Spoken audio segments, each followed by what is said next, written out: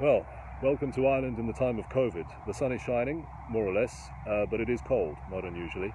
I wanted to talk this morning about four figures and maybe make a comment at the end of that about where we stand and what this crisis possibly means, certainly for me. The first is 558.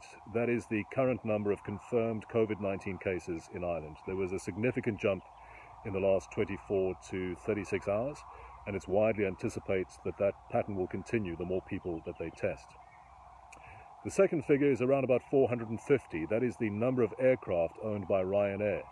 It is an Irish airline, but it is the biggest in Europe, possibly the world, although there is argument over that, but 450 planes.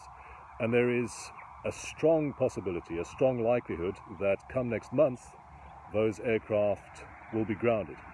Imagine that, 450 planes no longer flying. The impact for that business will be catastrophic, and that is a story that you're hearing throughout the travel industry, throughout the hospitality industry, and of course in other sectors too. The third figure is 400. That is the number of ICU beds there are in Ireland. It is around about half the number that you see in other parts of Europe, and it is woefully inadequate if a surge comes.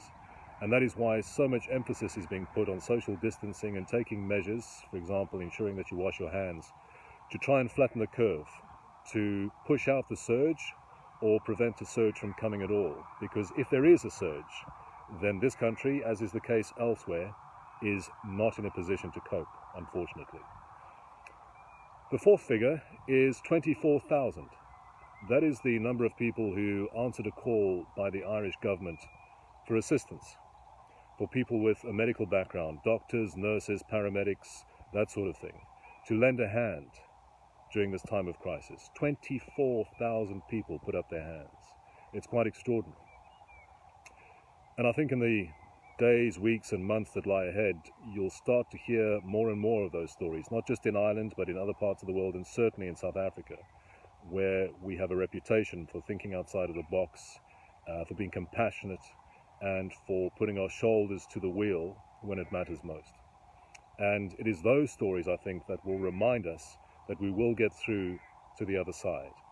And when that time comes, I think we will start again to be thankful for the smaller things in life.